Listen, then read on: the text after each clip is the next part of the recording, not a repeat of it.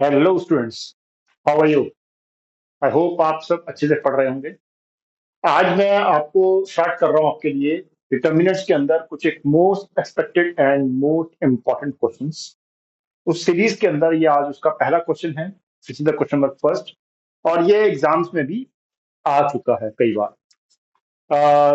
Question कुछ इस तरह से है कि यूज प्रोडक्ट ऑफ, ये दो मैट्रिसेस दे रखे हैं, इनका प्रोडक्ट को यूज करते हुए हमें सॉल्व करना है इन सिस्टम ऑफ इक्वेशंस को।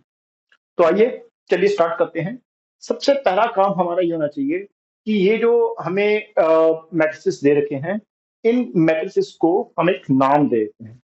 तो लेट, पहले वाले को मैंने नाम दिया मैट्रिक्स ए, और इसी को ही मैं उठा लेता हूं टाइम न वेस्ट करता हुआ।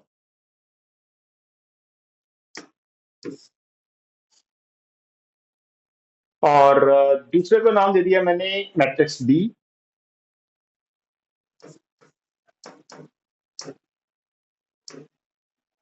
और इसको भी मैं टाइम वेस्ट ना करता हुआ इसकी भी एक कॉपी बना के यहाँ पर करता हूँ। अब ये मैट्रिक्स, ये है मैट्रिक्स ए और दूसरा है मैट्रिक्स बी। अब इन्होंने बोला है यूज अ प्रोडक्ट, तो सबसे पहले मैं इनका प्रोडक्ट ही निकालता हूं। तो matrix A into matrix B, तो मैट्रिक्स ए को पहले लिख रहा हूं मैं,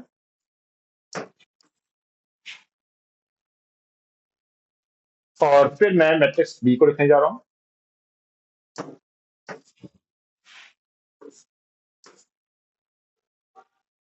चलिए स्टार्ट करते हैं। ए बी, तो फर्स्ट रो फर्स्ट कॉलम, तो यहां पर आपको पता है कि मैट्रिक्स को दो मैट्रिक्स को मल्टीप्लाई करने पे एक मैट्रिक्स ही मिलता है। तो 1 इंटू -2 आ गया, प्लस, लेकिन यहाँ पे माइनस था, तो -1 इंटू 9, माइनस का 9, एंड प्लस 6 टू द 12। ये फर्स्ट रो फर्स्ट कॉलम से हमें पहला एलिमेंट मिला इस मैट्रिक्स का। फिर first row second column, 1 into 0 0, plus minus minus, ये 2 1 2, माइनस का 2 आ गया, एंड 2 1 2, प्लस का 2 आ गया।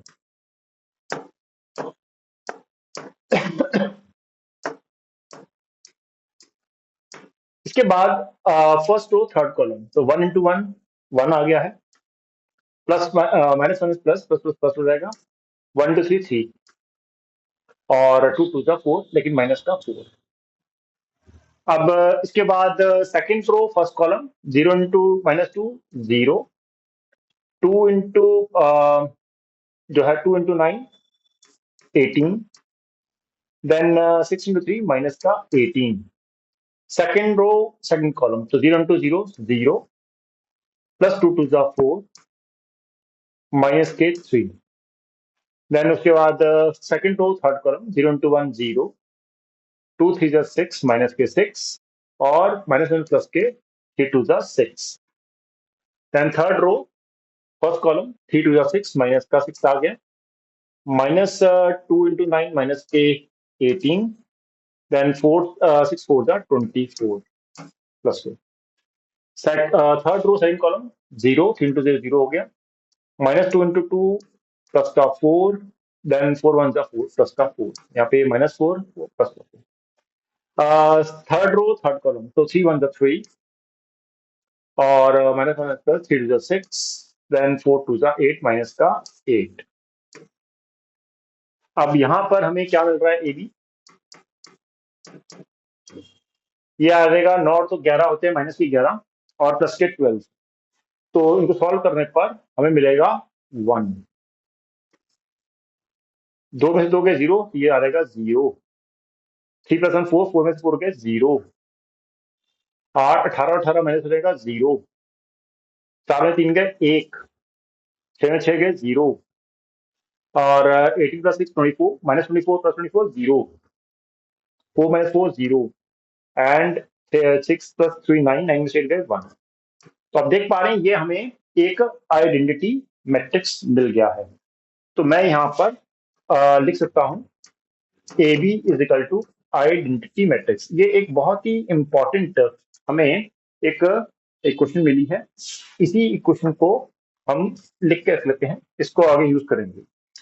अब आता है इक्वेशन ऑफ जो हमारे पास सिस्टम ऑफ इक्वेशंस हैं। तो इन इक्वेशंस को मैं डायरेक्ट इससे एक मैट्रिक्स लिखने जा रहा हूँ।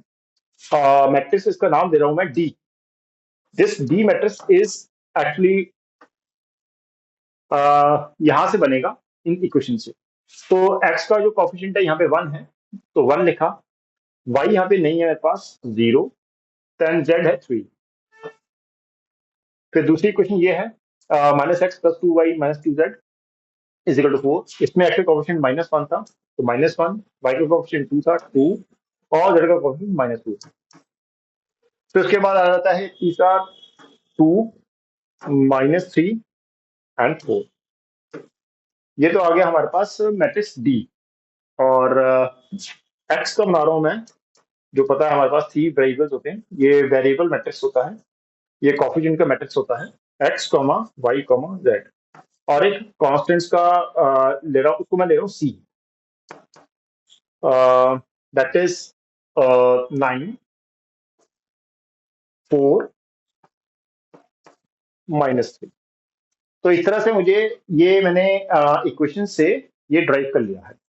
अब मैं आगे बढ़ रहा हूं इसको यूज करते हुए इस कॉन्सेप्ट को। अब आपको पता है कि यहां से हम लिख सकते हैं यहाँ पे। अब ये देखिए, ये स्टेप जो है ना काफी इंपॉर्टेंट रहेगा। This step is quite important. यहां से हम लिख सकते हैं D X is equal to C. D X is equal to सी।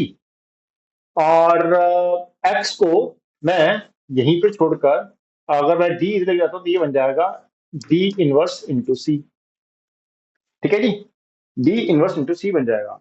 अब अगर आप डी देखिए, ये डी आपको दिखाई देगा, तो डी को जरा मैं आपको यहाँ पे लिख के ले आता हूँ ताकि आप इस चीज को बेटर वे में समझ पाए।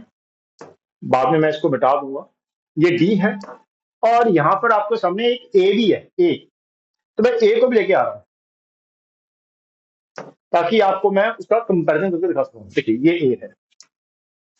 अगर आप डी के पहले रो को देखें 103 और ए के पहले कॉलम को देखें 1,1,1,0,3। इसका सेकंड रो देखिए -1 2 -2। इसका सेकंड कॉलम देखिए -1 2 -2। एंड थर्ड रो 2 -3 4, यहाँ पे 2 -3 4।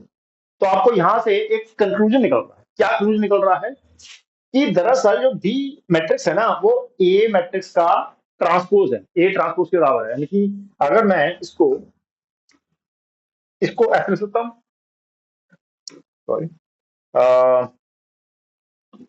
इसको हटा देते हैं थोड़ा सा यहां से। और मैं ये लिख सकता हूं मैट्रिक्स डी जो है वो दरअसल मैट्रिक्स ए का ट्रांसपोज है। मैट्रिक्स डी जो है वो मैट्रिक्स ए का ट्रांसपोज है। तो मैंने क्या किया, मैंने एक्स की जगह एक्स लिखा, is equal to is equal to. अब जो डी इनवर्स है, ये थोड़ा सा इनवर्स को मैं जानबूझ के थोड़ा सा मैं ऊपर लिख देता हूँ, सो दैट आपके लिए थोड़ा सा इसके लिए सही रहे इतना दिखाना। ये पार्ट, ये डी को मैं लिख रहा हूं ए ट्रांसपोज इनवर्स सी। अब अगर आपको याद हो, नहीं याद है तो याद रखिएगा, हम इसको ट्रांसपोज को बाहर लेके जाते हैं, ए इनवर्स को नीचे भी लेके आ सकते हैं। तो ए इनवर्स होल ट्रांसपोज सी के बराबर, सी इंटू सी। अब यहां से अब एक और चीज निकल के आएगी, वो कहां से आएगी देखिएगा। ये मैं इसको मिटा दे रहा हूं, ये मेरे अब काम के नहीं है, ये मुझे आपको बताना था, वो मैंने बता दिया।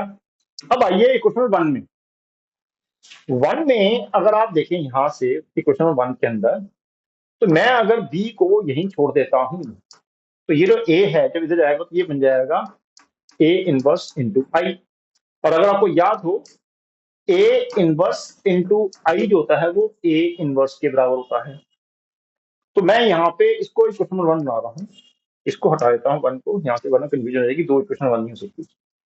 अब यहाँ पे अगर आप नोटिस करें तो ए इनवर्स दरअसल बी के बराबर आ रहा है।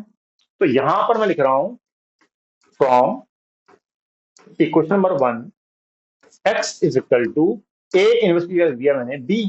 बी इसके ऊपर होल ट्रांसपोज था, ये ट्रांसपोज आ गया। अब बी क्या है, बी ये रहा। तो एक्स इज इक्वल टू अब मैं x is equal to B transpose लिखूंगा।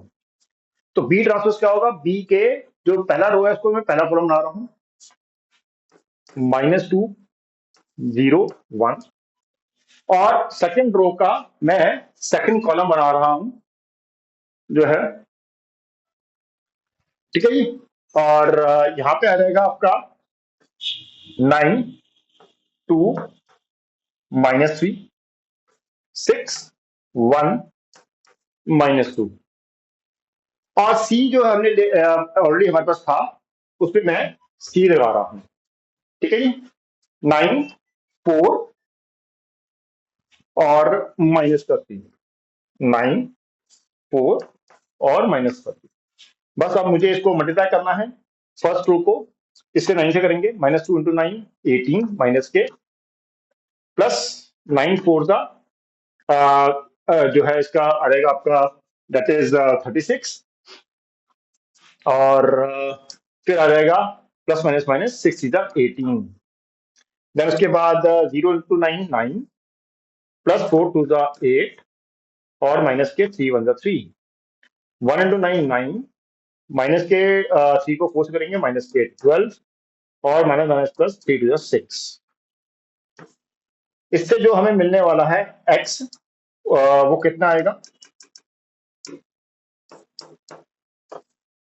ये 36 था, 18 18 36, ये आ जाएगा 0, और 9 8 17 17 में से 3 गए, 9 8 17 होते हैं, 17 में से 3 गए, कितने बचे जो है आपके यहाँ पर, एक मिनट देखिएगा जरा, यहाँ पर मैंने 0 × 9 तो 0 होना चाहिए, यहाँ पे मैं थोड़ा सा गलत हो गया था, यहाँ पे ठीक कर लेते हैं, ये 0 आ गया, क्योंकि 0 × 9 0 हो जाएगा, 2 4 8 और 1 3, तो 8 में 3 गए 5, एंड 9 6 15, 15 में से 12 गए 3, तो फाइनली मेरे पास x आया 0, y आया 5 और z आया 3।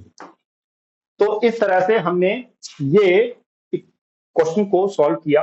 इसमें हमने वेरिएबल्स x और y और z की वैल्यू निकाली जो कि 0 5 एंड 3 आई है।